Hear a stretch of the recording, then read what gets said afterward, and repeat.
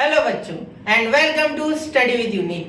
Welcome to lecture 3। मतलब आज हमारा है लेक्चर 3 ऑन करंट इलेक्ट्रिसिटी।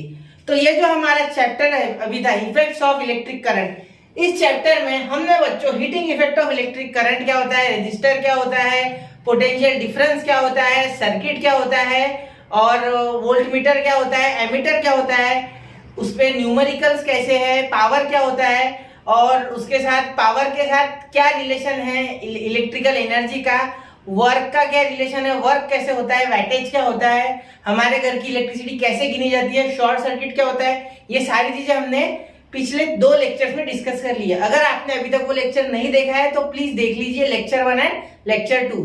तो आज हम लेने जा रहे हैं लेक्चर 3। लेक्चर 3 से कनेक्ट करने के लिए आपको लेक्चर 1 लेक्चर 2 का थोड़ा बहुत नॉलेज होना चाहिए, एक्चुअली लेक्चर 1 का ज्यादा होना चाहिए। ठीक है, तो चलिए शुरू करते हैं। आज हमारा टॉपिक जो है बच्चों वो है magnetic effect of electric current.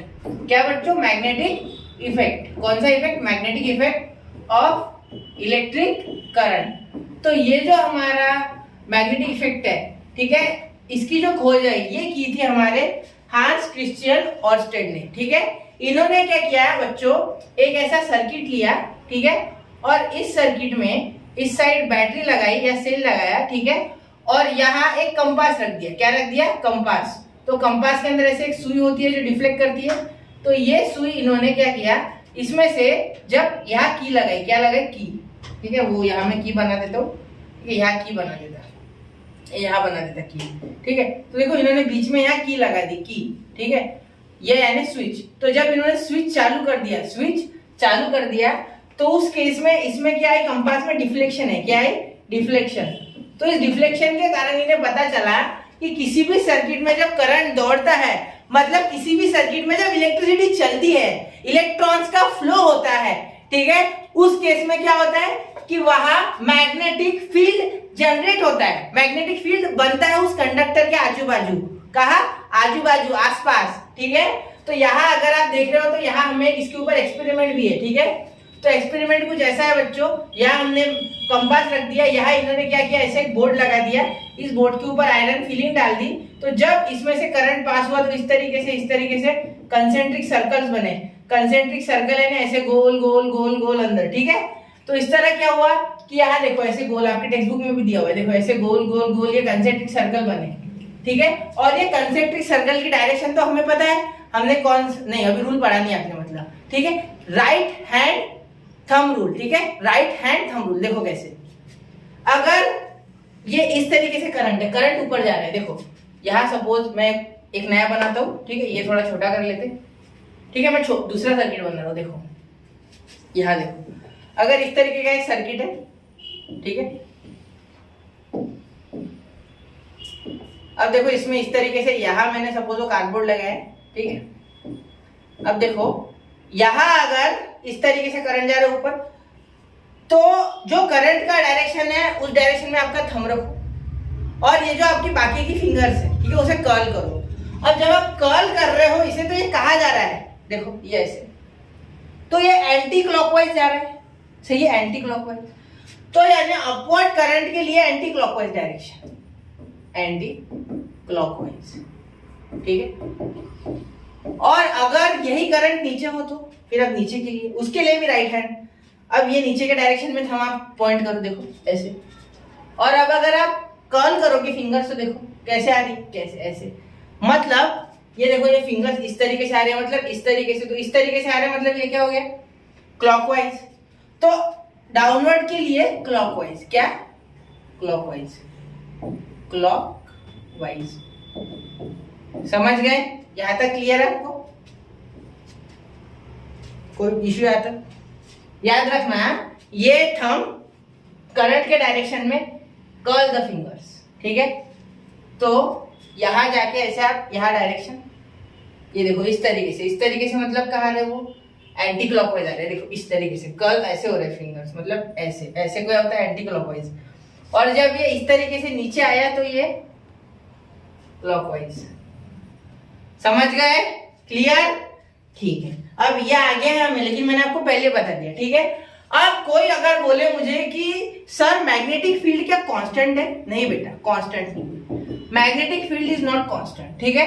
It increases in the current increases, अगर आप करंट बढ़ाओगे तो भी मैग्नेटिक फील्ड बढ़ेगा। एक मिनट, अगर आप करंट बढ़ाओगे ना बेटा तो भी मैग्नेटिक फील्ड बढ़ेगा।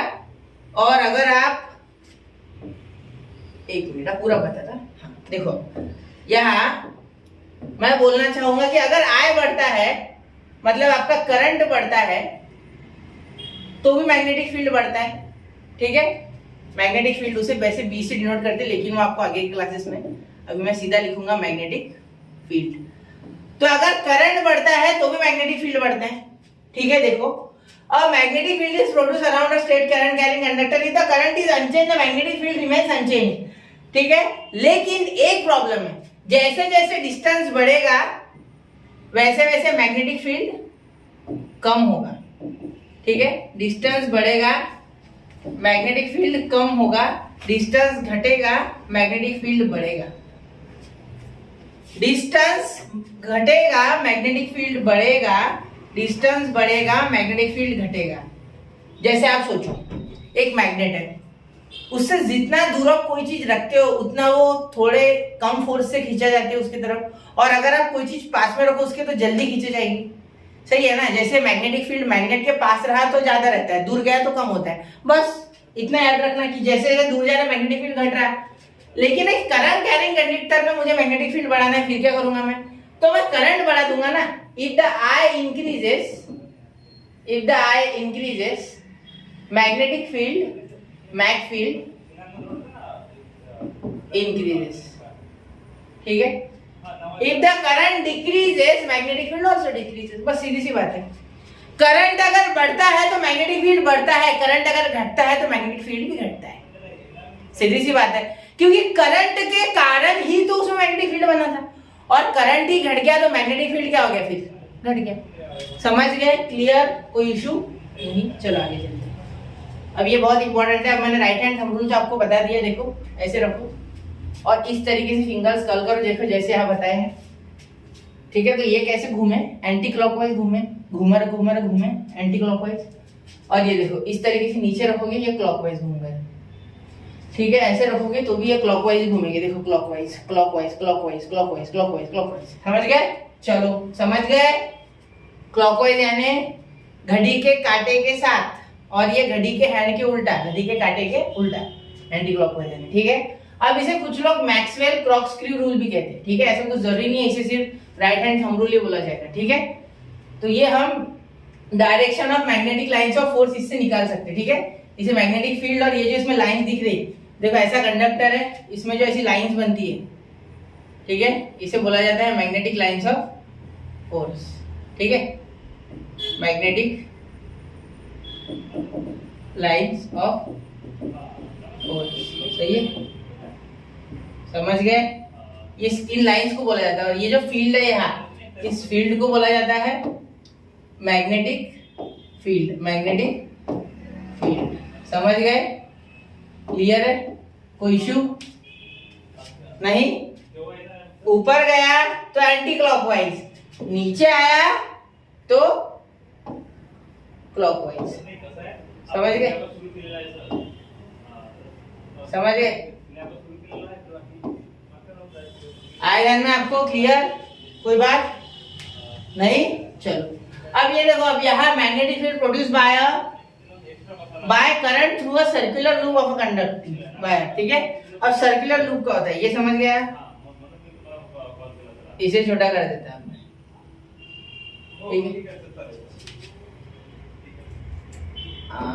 इसे कर देता छोटा, यहाँ ऐसे ऊपर ही भेज देता, नहीं ऊपर मतलब सिर्फ ऊपर सर। देखो अब यहाँ देखो इस तरीके की फिगर निकालना, ये इस तरीके का डब्बा है, उसमें से कार्डबोर्ड है ये, वैसे देखा जाए तो, ठीक है। अब देखो इसमें से ऐसे एक सर्किट दिया है, ये प्लस ये माइनस, और इसे देखो इस तरीके से यहाँ से ऐसे एक लूप गया है, ठीक है। इस लूप में से ऐसे ऊपर करंट गया है, फिर रिटर्न आया है, ये प्लस ये माइनस, इस साइड डायरेक्शन करंट की, ठीक है। अब देखो यहाँ क्या है, ये करंट है, ये भी करंट है, तो इसके कारण ये ऊपर जा रहा है, ठीक है।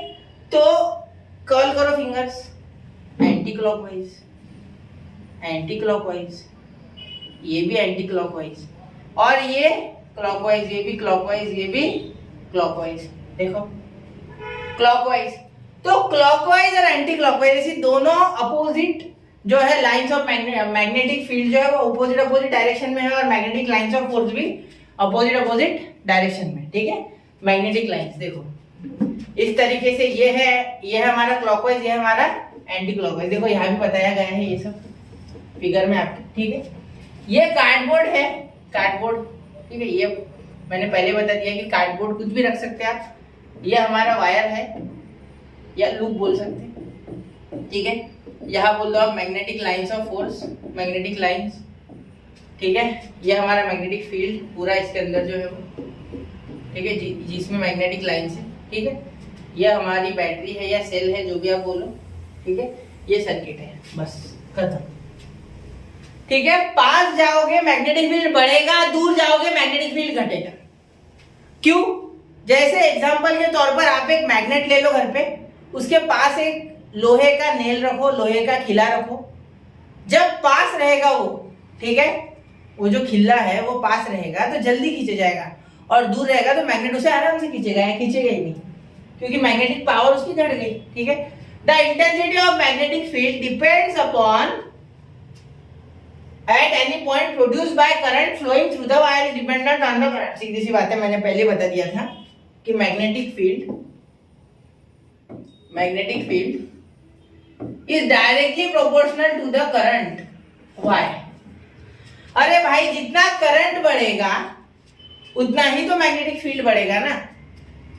जैसे एप्लीकेशन के तौर पे बताऊं तो देखो, आप अगर कभी आपने कोई भी मूवी या किसी भी एनिमेटेड कार्टून में आपने देखा होगा कि गाड़ी उठाने के लिए इस तरीके की क्रेन इस्तेमाल की जाती है। तो वो जो क्रेन होती है उसमें यहाँ एक इलेक्ट्रोमैग्नेट लगा होता है।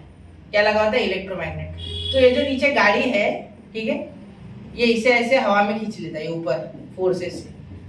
जब यहाँ अंदर से स्विच दबाया जाता है तो इसके अंदर कॉइल होता है, सोलेनॉइड कॉइल समझ लो आप, जिसमें मैग्नेटिक फील्ड प्रोड्यूस होता है, जिसके कारण ये खींचा जाता है ऊपर, और ये ऊपर खींच के उसे ऐसे स्क्रैपिंग डिवाइस, मतलब स्क्रैप हो जाती है, गाड़ी को क्रश करके डिब्बा बना लेते हैं, क्योंकि गाड़ी 15 साल के बाद चलाने लायक नहीं बचती है, वो इलीगल हो जाती है, तो उसे स्क्रैप किया जाता है।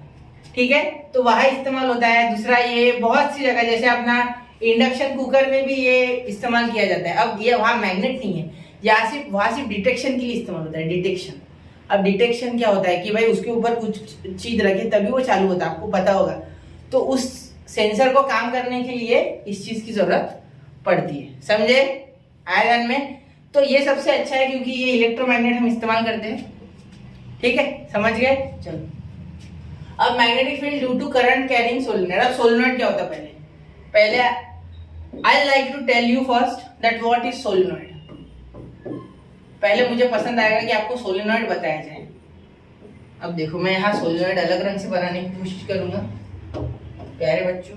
देखो, हाँ, तो यहाँ इसी तरीके का बना लो, या सिंपल डिंपल बना लो। नहीं, इसी तरीके का बना लेता हूँ। देखो, 1 2 3 4 5 6 7, बहुत हो गई। यहाँ 1 2 2 1 2 1 2 1 2, ठीक है, और यहाँ लग गया आपका बीच में,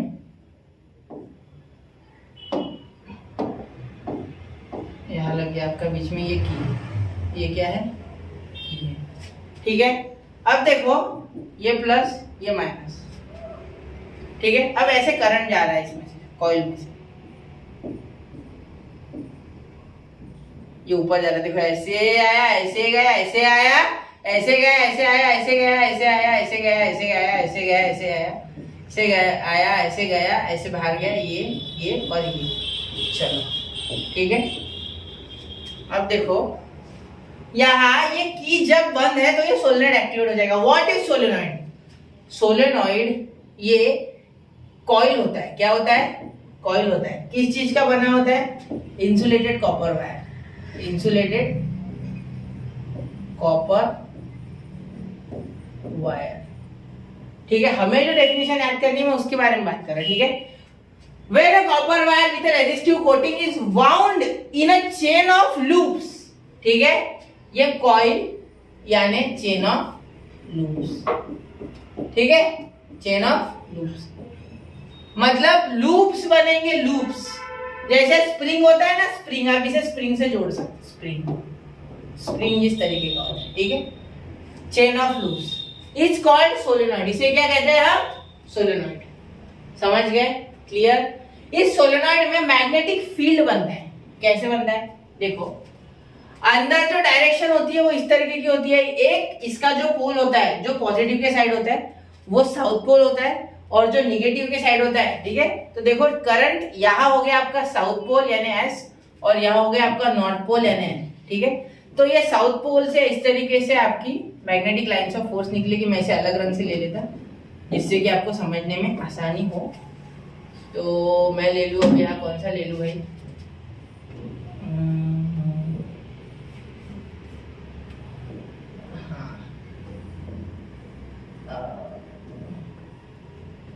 तो ये ले लेता। देखो ये इस तरीके से, ये इस तरीके से, इस तरीके से और इस तरीके से ऐसे लाइंस बनेंगी बहुत सारी, ठीक है। मैं पूरी नहीं बना सकता हूँ, ठीक है। और कुछ लाइंस ऐसे बाहरी बाहर गोल गोल, यहाँ भी गोल और गोल, ऐसे लूप बना लेंगे पूरा। और धीरे धीरे दूर जाते जाते ये कैसे हो जाएगा? कमजोर हो जाएगा इसका मैग्नेटिक फील्ड। क्या हो जाएगा? इसका मैग्नेटिक फील्ड कमजोर हो जाएगा, ठीक है, कमजोर हो जाएगा। धीरे धीरे इसका मैग्नेटिक फील्ड क्या हो जाएगा? कमजोर हो जाएगा, ठीक है। कमजोर क्यों हो जाएगा? क्योंकि मैग्नेट से जैसे जैसे आप दूर जाते हो उसका मैग्नेटिक फील्ड क्या हो जाता है? कम हो जाता है। समझे? ये देखो, यहाँ अगर ये लाइन सीधी जा रही है तो यहाँ जाके भी ऐसा टर्न ले लेगी, यहाँ ऐसे जा रही है तो यहाँ इस तरीके से, मतलब ये इस तरफ जाएगी और ये बाहर वाली इस तरफ जाएगी, ठीक है। समझ गए? क्लियर? कोई इशू? एक मिनट।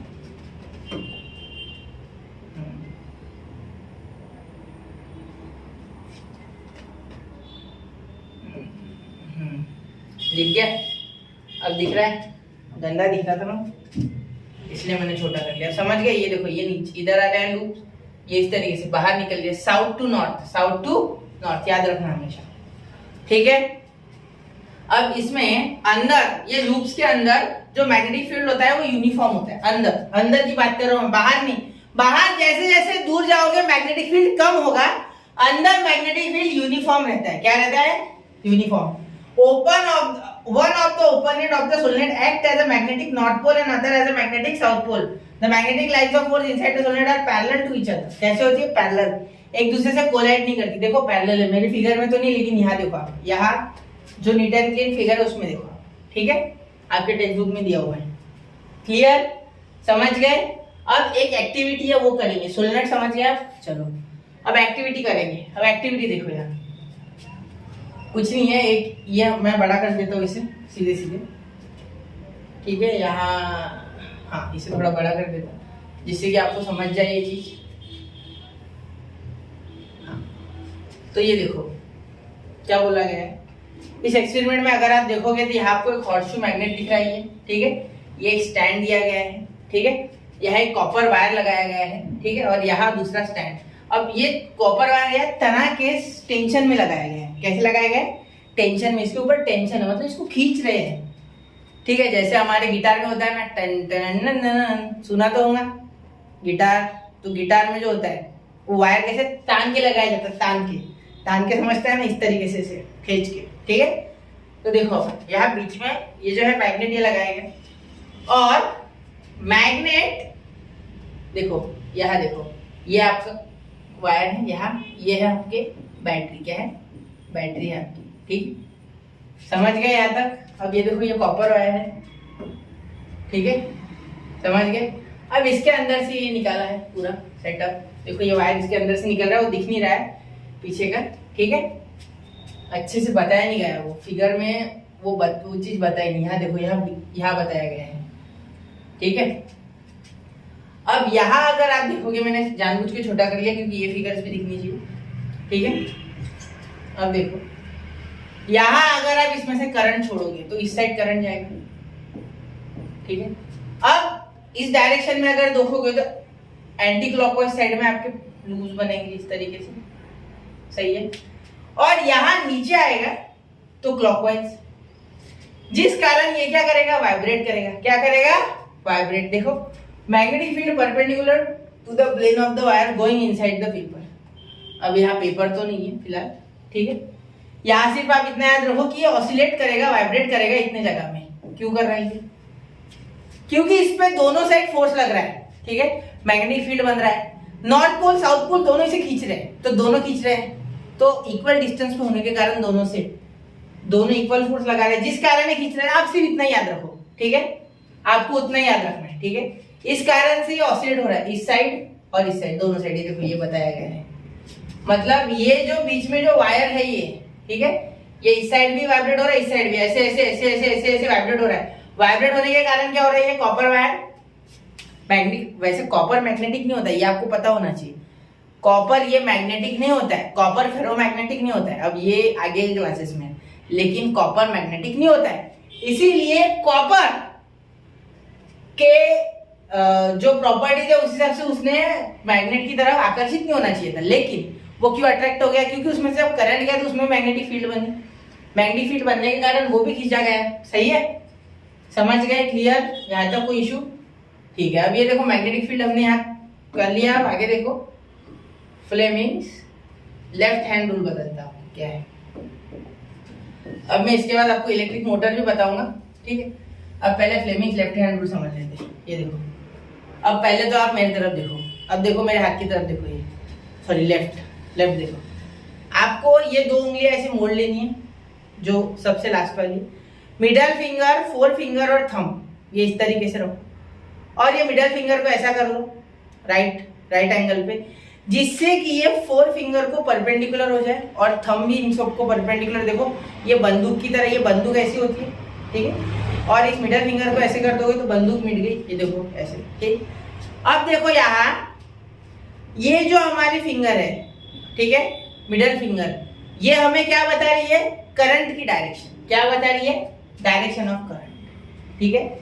ये जो फोर फिंगर है ये बता रही है direction of magnetic field, index finger बोलते हैं इसे, ठीक है।